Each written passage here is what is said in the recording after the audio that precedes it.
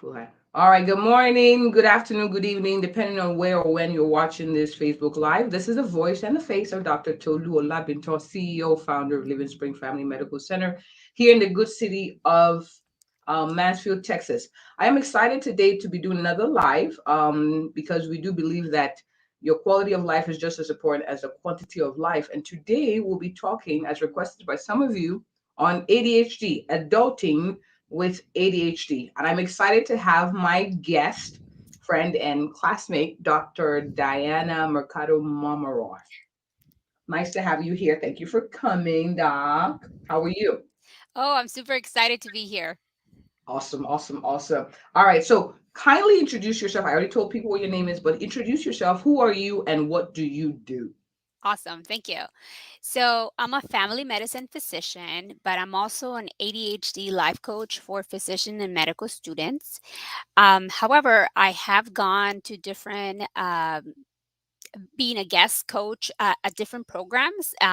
So I have supported some programs that have a dual parent and child, and I've also coaching programs, and I've also supported some that have are just like nutritional ADHD programs for adults, and then other Mm. just for adults. So so yeah, I do a little bit of everything. I have lots of hats. I think people with ADHD tend to be so excited about life and be long-term learners, and so sometimes you get yourself in all kinds of directions, but they keep you, excited about life. And so I do have a 3 and a 4-year-old, and happily married, and I love to meet different people, try different foods, dance different songs. So yeah, a little bit about me. That's who I am. Awesome, awesome. Now, people are curious. Why do you do what you do? Like, what prompted that? Why do you do what you do? Yes, thank you for that question. So when so the reason I became a family medicine physician is because I wanted to be able to reach a community that spoke Spanish. Spanish is my first language, and I saw my parents going to Mexico to try to get like healthcare because they assumed that because they spoke the language, they would understand them better. So I didn't want people to leave Texas to go to Mexico to get healthcare when they have insurance here. Why are you going over there? And so that was the first part. I never knew I had ADHD, and I think maybe that was a good thing and a bad thing.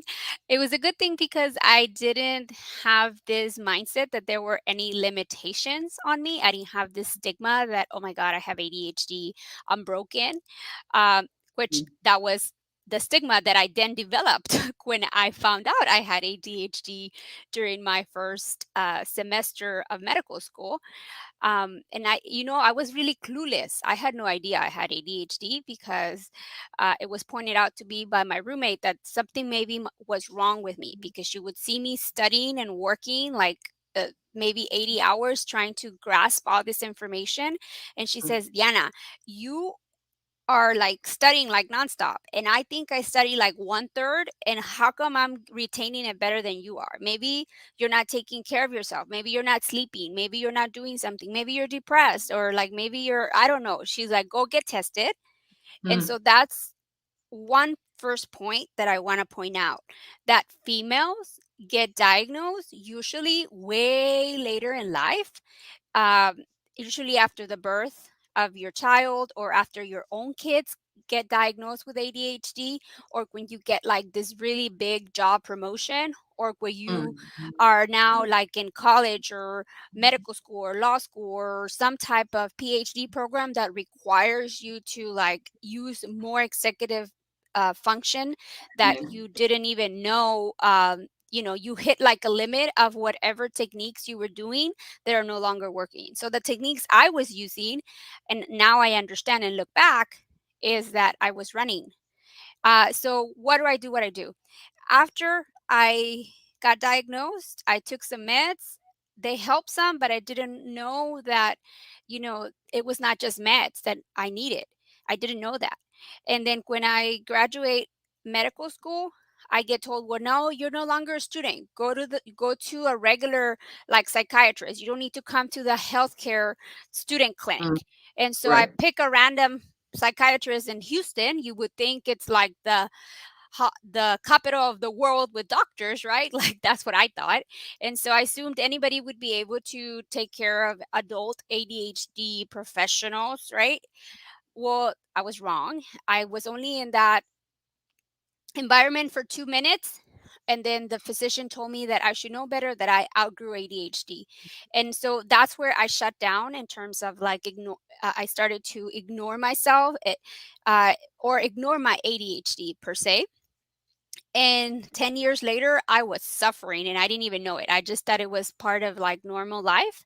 I had 2 to 300 open charts. I was always Mm, chronically late. I did not have any time for myself. I had gained all this weight. I constantly felt like I was people pleasing just to save face. And mm, then I would forget who I would tell things to, and it was just a hot mess. So pandemic hits, and then I realized that I can no longer ignore my ADHD. And I started to wonder if there was other people out there like myself who maybe had ADHD, or maybe were not even aware that they had ADHD, and how much that was costing them in terms of time, in terms of money, in terms of their emotional and spiritual health, and in terms of their relationships, right? Because it doesn't just affect you, it affects how you show up, how people perceive you. They might label you as unprofessional, or they might label you as, not reliable, or they might say that you're not paying attention to them, even though they saw mm. you clearly looking at them. And so you can easily see how you could be misunderstood. And the thing is, out of sight, out of mind. And Right. so then it was all these things that started to happen. So the reason I decided to do that was I seeked help to understand my brain. And then I said, maybe I don't see any physician out there that is saying they have ADHD and are coaching people.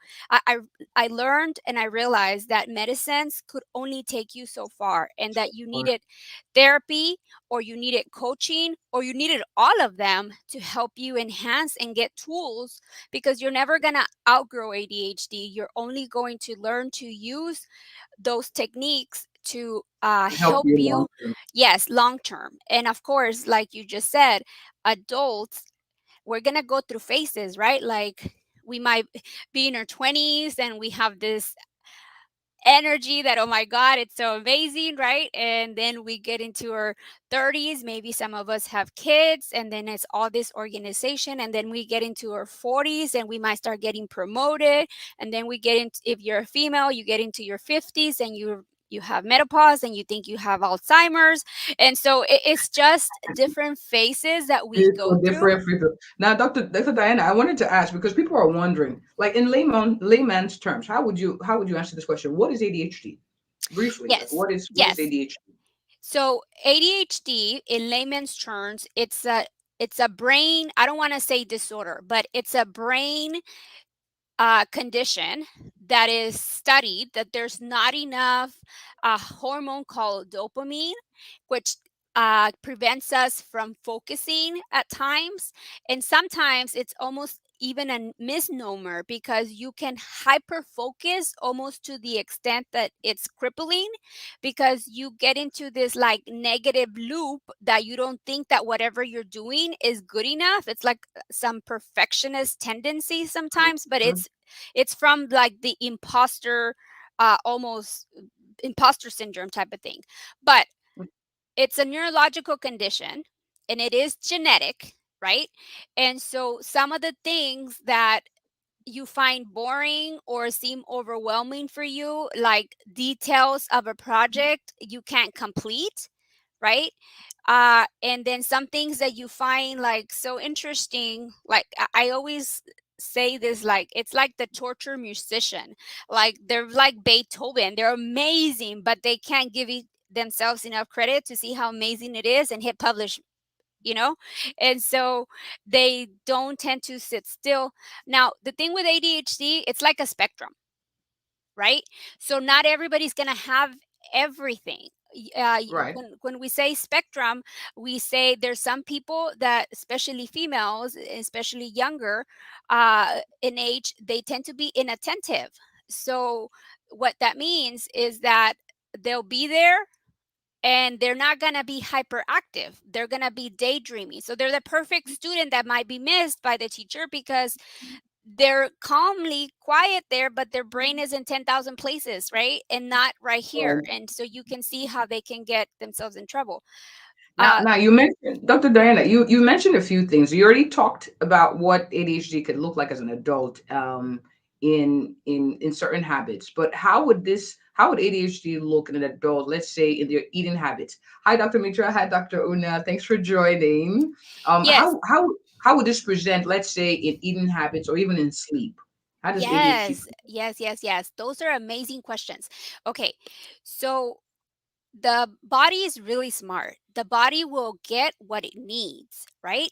So Mhm. if we don't have enough dopamine, it's going to ask you for dopamine either through sugary stuff or through alcohol, or unfortunately sometimes through smoking or cocaine. And so there is some correlation that if you don't address ADHD, it's a risk for you having substance abuse. So had you addressed ADHD, you would not be using all that stuff.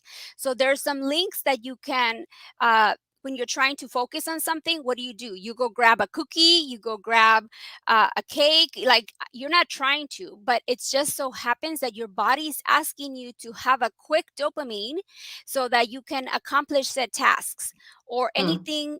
And so that's why there's a link to diabetes. People who have sometimes diabetes, it's because they were using food as a way to give themselves that they needed. And so it's not unlikely for me to have people telling me, doctor, but I smoke like marijuana or I do this and that's what helps me focus. And I said, I know. And they feel ashamed of it, but I mm. understand that that's what their body needs. It's just What they're like, looking for. yeah. And with the sleep thing, oh my God. So we think it's boring to fall asleep. And so we have this like cycle I where, like that. yeah. So it's like No, it's revenge. like wasting time. Yes, exactly. It's like revenge. Like your body has been going and doing so many things throughout the day, right? Mhm. And then at night you feel like, okay, this is my me time. But it's the worst time to have your me time when it's like 11 or 12 at night and you're like going down the rabbit hole on Facebook or on TikTok or Instagram and you don't even and then the next day you're mad that you haven't rested because if we need 6 to 7 hours of sleep minimally in order for Mm. us to get recharged so that we have a full battery so that we can make decisions throughout the day. That's our executive function. Awesome, awesome. Now you already addressed the sleep issue too, and you talked about the eating habits. What mindset work? Let's say three. Let's say you're looking at someone who, like someone's watching on it, saying, you know what, I think this is something I may have. The idea of starting medicine is scary to me. It's not something I want to do. What would you say a three mindset work that for someone who has ADHD? Yes. So I understand people are hesitant to take medications, right? But like I just told you, your body's going to get what it needs from wherever. So you're going to end up diabetes. You're going to end up maybe with substance abuse. You're going to end up with something. Medications, sometimes people are worried that they're going to become addicted to them, right? That's usually their feedback or what they ask me or tell me because I have a lot of patients that I treat as a family medicine doctor for ADHD. And that's usually Right. their complaint. But the thing is, again, your body cannot become addicted to something it needs to be able to function. Okay. Taking medication, I wouldn't tell you if you had diabetes or if you have high blood pressure. You know what? Just take your medications on Monday through Friday from like 8 to 9 while you're working because all the other times you don't need them. I wouldn't ever tell you that. I wouldn't tell you, don't take it on the weekends when your family needs you the most. This is where it's misunderstood. The medication, when you take it, it works. When you don't take it, it does not work. And so you got to make sure that if you're feeling tired, if you're not feeling like yourself, if you're feeling down, go get evaluated. Make sure it's not anxiety, depression, or ADHD. You can't, there's so many people that get mislabeled. Now, with medications, It's the fastest way to know if you're going to feel better, because within 30 minutes of you taking the medications, if you're on stimulants, you're going to feel a difference. It's like if you were driving in the rain and you had no idea that you had windshield wipers, and all of a sudden you turn on the windshield wipers, you're like, oh my god, I can see. It's the You same see? thing. It's like you didn't have glasses on, and so you kept Mm. like squinkling. You didn't realize you were blind because you have been doing this, or you've been following different systems to help you, but maybe they were not the most effective. Like, sure, you got there, but it took you like 10 tries instead of 3 tries. And you would have gotten there because when your decision to make something is aligned with you, you're going to find a way. But why do you have to work yourself to death to get there when there's an easier way? Okay, so the mindset, getting, and of course, these are medical suggestions. You want to seek with your Seek your doctor, your doctor. primary Yeah. doctor, and have an individualized plan for you. But being open to treatment options is also very important. Someone asked the question: is it possible to replace it with exercise? And I was going to add that question with to what daily habits, what 3 daily habits would you encourage in someone who has ADHD? And is exercise, would you say, is one of them? Yes. Uh, to an extent, right? But I will tell you that I think because I was running 10 miles a day when I was a high school student, and then I was running some when I was in college, I think that led to the delay in my diagnosis, because I was medicine was not being used at that point, but it was exercise that was giving me what I needed to get that dopamine. So there's different ways to get it. If you don't want to be on meds, you don't have to be. There's all these different things you can do, like you can exercise, you can meditate, you can learn cognitive ways to time block your time, you can create your systems, checklists. There's all these tools. Medicine is not the end all be all, it's part of one of many tools that you can have. And so it Mm. is important to talk to a therapist, talk to a coach, talk to friends, and ask them, how do you handle X, Y, and Z, just to get ideas. So there's nothing wrong with your brain. It just thinks differently. Therefore, you have to understand it so that you can make sure that you support it. There's nothing wrong with your brain. You just have to understand it so you know how to support it. I love that, Doc. Thank you so much. Now, the last question I have is this. In the age of social media, right? Where you're navigating a lot of waters, TikTok, Instagram, Facebook, and there's so many out there new apparently now that I don't know about.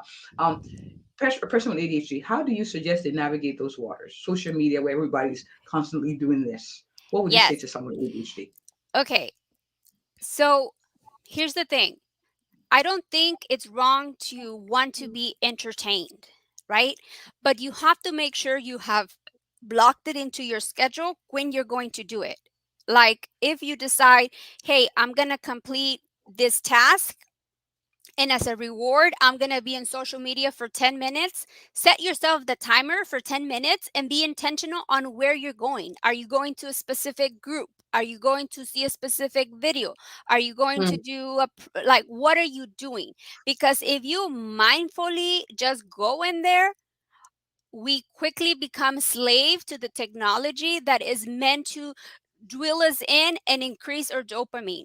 Whether you have ADHD or not, that's going to happen to everybody. That's how they're designed to do. So understanding that when that happens, nothing's gone wrong. That's how they're designed. But you are setting boundaries so that you know that it can easily be 2 or 3 hours that you're on there and nothing got accomplished because you got sidetracked. But when you're intentional, you're still satisfying that crave that you have decided to do, but it's not like a time depletion and energy depletion. Instead, it's something that you have purposely are giving yourself permission or a reward for, to be able to go in there. I love how you explain it. It's a reward system. You can reward yourself with a desire, to be entertained, but block the time block. And you mentioned that a few times too. Time block, put a timer on and off so that way, because in the end, if you spend more time than you plan to 2, 3 hours, then the vicious cycle continues and you're mad at yourself for spending that much time there. This has been very, very informative. I'm not happy that we didn't have more time to discuss this. I think we're gonna have you on again with more specific questions.